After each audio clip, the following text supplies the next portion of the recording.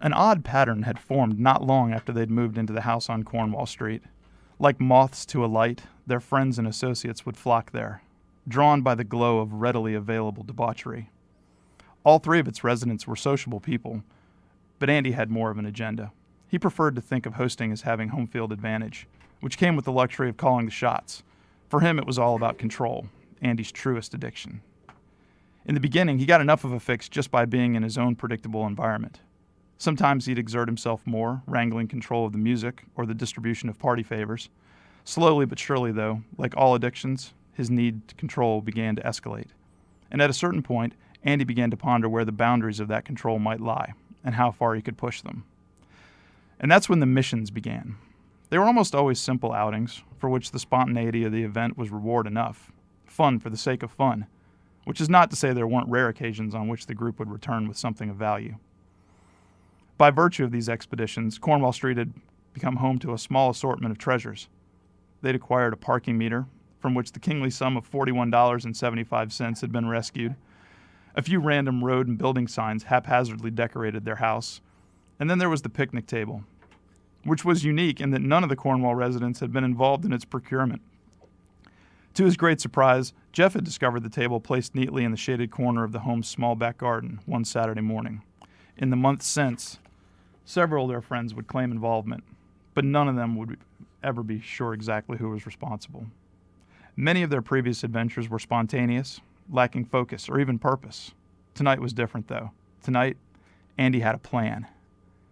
The five of them settled in an arc, not quite encircling a bounty of black plastic trash bags. In the process of rounding up the gang, Andy had noticed the house was now almost completely empty. It seemed just about everyone who could walk or stumble away from the house had already done so. Each of them held a can of Milwaukee's best beer, though Graham and Ellen hadn't opened theirs. Like locusts, the partygoers had come and decimated the generous supply of free booze. Andy had managed to stash a 12-pack of the Beast in his closet, just in case the well had run dry. The beer was nasty and warm, but nobody complained about free alcohol, and never at 2 o'clock on a Sunday morning. Eddie rubbed his glasses with the sleeve of his dirty t-shirt and said with a delirious grin, "So what's with the powwow, Andy?" "It's time to have a little fun, Eddie. We're going out tonight." With this, Andy began to relieve the bags of their cargo. In total, 41 pairs of shoes tumbled to the floor between them. A remarkable crop they were. Among them, the very normal white Nike tennis shoes, sandals, and multicolored Converse All-Stars you might expect to see. There were also some real prize winners. 1 pair of 10-hole Doc Martens, 1 blue, 1 red, several pairs of heels, each varying widely in height, color, and seriousness, a lovely pair of sequin ballet slippers, a pair of U.S. Marine issue combat boots, which according to reliable sources had actually been worn in the Desert Storm invasion, and many other oddities lie before them. Andy had been hoping to find a pair of bunny slippers among the haul for maximum comedic effect. He would instead have to settle for a pair of purple and green high-top canvas sneakers, which bore a rather ominous rendering of the Incredible Hulk down each side. The group sat silent, contemplating. Maybe they were hammered and confused. Maybe it was just late. But for the most part, they decided that when confronted with a man who for no good reason presents you with 41 pairs of shoes, maybe it was best to allow him to speak first. After a short, dramatic pause, Andy cleared his throat and reached again for the rosewood box. He pulled from it a single Dunhill cigarette, lit it, and passed the box to Graham on his left. "Anybody want to smoke?" he offered.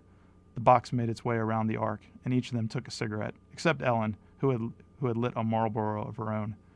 Even Eddie, who smoked about as often as an electric train, bellied up for a piece of the action. "What we have here is about 80 shoes, gentlemen." It was commonly understood, and not altogether unappreciated by her, that Ellen was in fact not considered a female by either of her roommates. Plenty of guys they knew had found her attractive, and she effortlessly played the role of sister or mother in their little family, but she was widely accepted as one of the boys, at least as far as Andy and Jeff were concerned. "I think it's time we made something," Andy continued, "or at least confused the heck out of a lot of people," he teased, before finally cutting to the chase. And that's where we're going to stop. Oh, tease. If you want to find out more, maybe come to Art Bar on Saturday. That's right. Or you can buy Staring at the Ceiling on Amazon.com. Or both. Or both.